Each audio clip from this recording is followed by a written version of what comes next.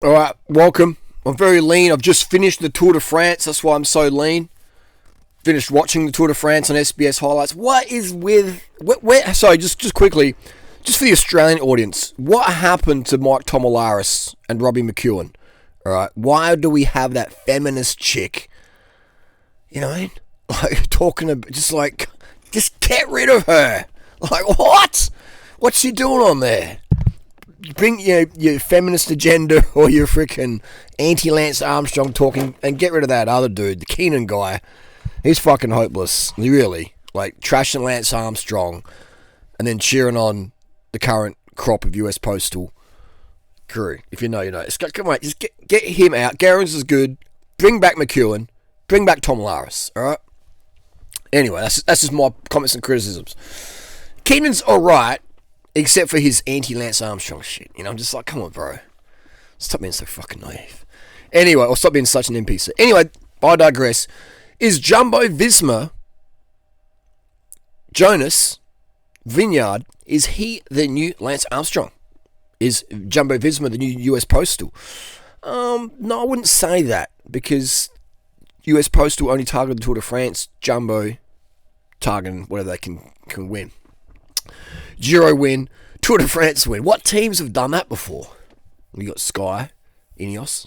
What other teams have done that back in the day? Here we go. Here's one for the US Postal did do that, but with Harris. But am I correct there? I would say Jonas is the new Lance Armstrong, because he just targets. It seems like he just targets the Tour de France and wins it. Good on him. He's done really well. He's running tubular tyres, by the way. He's running tubular tyres. So is Jonas the new Lance Armstrong? I'd say he is. He seems like he's going to just peak for the Tour de France, and everything else doesn't really matter. Whereas you have Tadej, dude freaking wins. He can win anything pretty much, can't he? Dude's a freak show in a good way. So I think these guys are great for the sport. They've picked up where Chris Froome's left off, where Contador's left, where Lance left off, etc. And every sport needs its champions. It needs its champions. So I think it's, yeah. But do I think that these performances are natural? Indeed. I believe. I'm a believer. I'm a Justin Bieber fan. I'm a believer. Today, I met this guy today.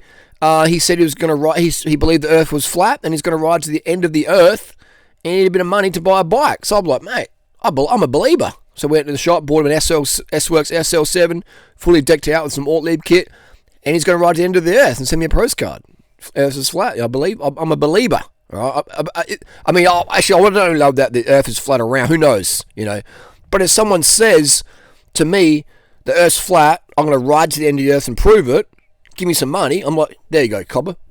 Here's 50k. Go for it, mate. Go for it. Send me a postcard, we'll get to the end of the earth. I'm sure it's possible. To ride if the earth is flat. I don't know. I'm not an expert like that. It doesn't really bother me if it's flat around. But I'm just saying, if it is flat, hypothetically, I'm sure you can ride to the end of it and send me a postcard. And I'll back that. I'm a backer. I'm a believer. Is it possible to win the fastest Tour de France ever with mere mortal levels of hemoglobin, cortisone, and testosterone? Maybe a little bit of green tea, a bit of herbal Danish tea, and some Danish cookies. I mean, as Cookie Man, our friend Phil Gaimon, who has the similar, what's the word? What did Lance Armstrong and Phil Gaimon, Cookie Man, have in common? They both ended their careers in Adelaide. You know, jokes aside, we love Cookie Man, we love Lance. You know, both are contributors to the sport in many ways. All right, good and bad, good, bad, and the ugly. You know, it's all good. We got love for everyone here in cycling land. But where we're going at this, is it possible to win the fastest ever Tour de France on the heaviest bikes ever? Or not the heaviest bikes ever, that's a lie. The heaviest bikes, if you weighed the Peloton's bikes on a big gigantic scale, how many bikes was there? 180 bikes in the stage every day, roundabouts. If you weighed all those bikes, it would be the heaviest bag of bikes, net of bikes, since maybe 1995, because 96 is when the Durace 7700 came out, and that was lighter than the current Durace 9270, whatever it's called. You know, And the wheels back then, they had 1,000 gram or 1,100 gram tubulars back then. Now, the lightest wheel set, probably Jonas Vingegaard had the lightest wheel set. He had some tubulars. Everyone else is running clinches or just tubeless, hookless, suicide stuff, self-harming wheels. You know what I mean? It's fastest ever Tour de France with the heaviest bikes ever. But they're more aero now. They're more aero. The bikes are more aero now. Back in the day, they weren't aero. We only started making aero bikes in the last, I think, year. And every year, they seem to get 10% faster, don't they? So in the last 10 years, let's be realistic. They say your bike's an extra 40 seconds for 1 hour TT. All right? An extra minute over a 40k TT. So that means over the last 20 years, bike brands have been saying that we're going 20 minutes faster for 40k an hour TT. Sounds about legit, doesn't it? So now you know how much bullshit cycling marketing gets away with. And some of the marketing stuff was good. 20 years ago, yeah, the bikes were good. Easy to work on, easy to service, stronger and stiff enough. But now, it's a nightmare. If you know, you know. But anyway, so is Jonas cleaned? For sure. I mean, Denmark has a rich pool of talented GC riders. You got Sorensen brothers. All right, they were very talented natural riders. You have Michael Rasmussen. You know, he was planned to win the 2007 Tour de France for Denmark with the Rabobank, aka Jumbo Visma team, which is the original Jumbo JV team, Rabobank.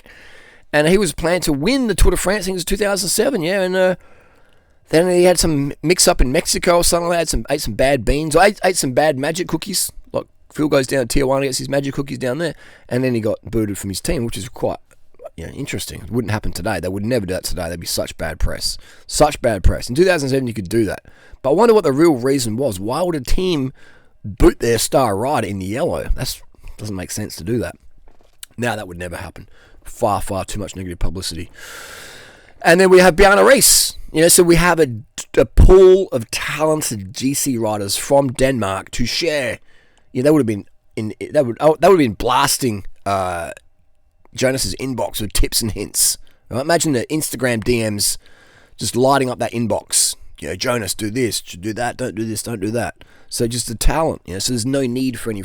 I mean, basically, I would say the aerodynamic advantages in bike tech today, same as the SL7 that guy's going to ride to the end of the flat earth. I would say that bike tech is better. It literally is better than EPO or any ancillarily blood-boosting oxygen vector doping product out there today from Big Pharma.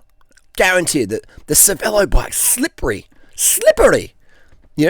Like a slippery nipple in a mud wrestling pit, just slipping through the air. We don't need EPO if you ride a Cervelo.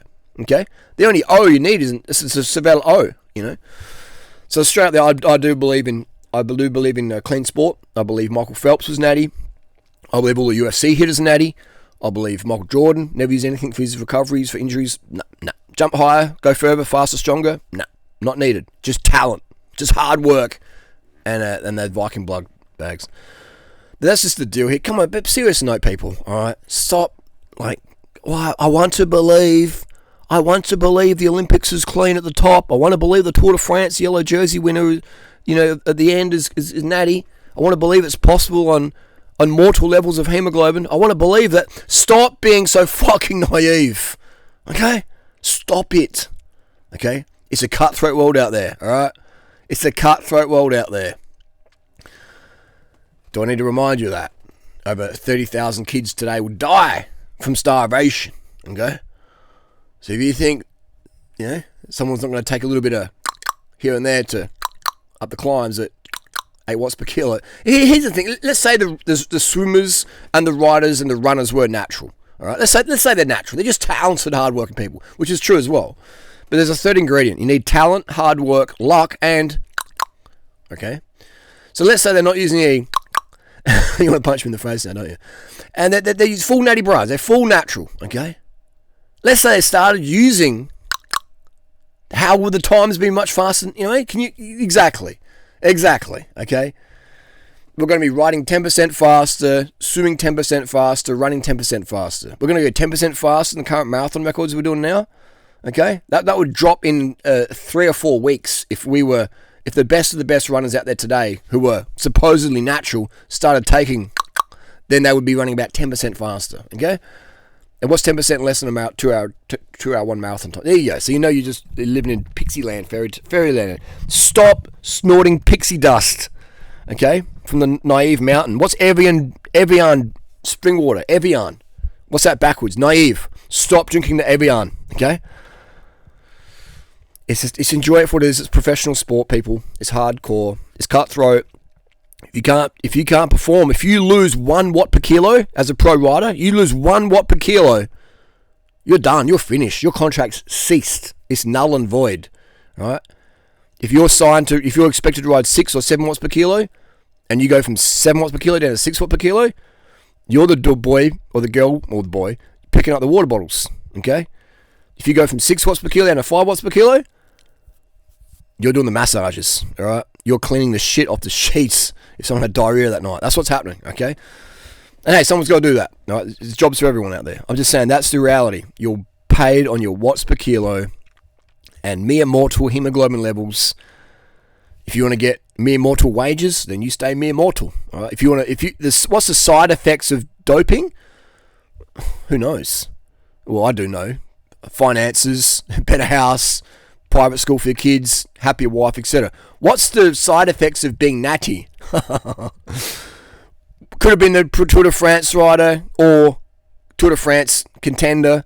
Instead, he's now just a bottle carrier. Or just there's nothing wrong with that. Or just working in a bike shop, which again, nothing wrong with that. So I'm just saying, they're the side effects of being natty. Okay, if you have the talent and the opportunity and the luck and the age, etc., to be a Tour de France contender or rider, etc. But I definitely would believe there is people in the Tour de France who are clean. Okay, for sure. By clean, I mean not taking EPO, taking other things, legal or illegal, but not taking the EPO. I believe that is possible. I know that is possible to be a natural rider in Tour de France. So don't people say, "Oh, Jonas, you say not everyone's on drugs." All right, maybe everyone in the comment section on GCN's on drugs, but not every pro rider. Yeah, that's one thing because it's a team sport, so you definitely could be natty. Okay. If you're just a freak, on the bike, you could definitely be a Tour de France rider natty. Will you be a big name? Fuck, never. No chance, because hemoglobin's the name of the game. It's all about red blood cells. And natty red blood cells, that's natty wages. Teammates, Lance is not going back to the cars, getting bottles and jackets, and he's got his team for that. They're blocking the wind. Lance doesn't even see the wind. Lance controls the pace of the race. Okay, people respect that, and that's just how it is. When you're the champion, man, you set the rules. So people think, 6 hours of racing is flying. No, it's not 6 hours of racing. They were just dawdling along, and then the last climb is Action Jackson. Okay, and the proof of that is the breakaway up the road of relatively unknown riders who became famous because of Lance Armstrong. When you win the stage and Lance is second, you get fame. Okay, that's how it is. That's why Lance Armstrong is the tide that rises all the boats. Look at that, man. Look at the drive of Lance. Look at that cadence, man. Dr. Ferrari in the house. That's why all my girlfriends get so good so quick. I use Dr. Ferrari's principles. We jack up their hemoglobin. We jack up their cadence. We jack up their sugar. We jack up their water. We decrease their fat intake, and we strip fat off their bodies. Some of them need more than less, more fat stripping than others.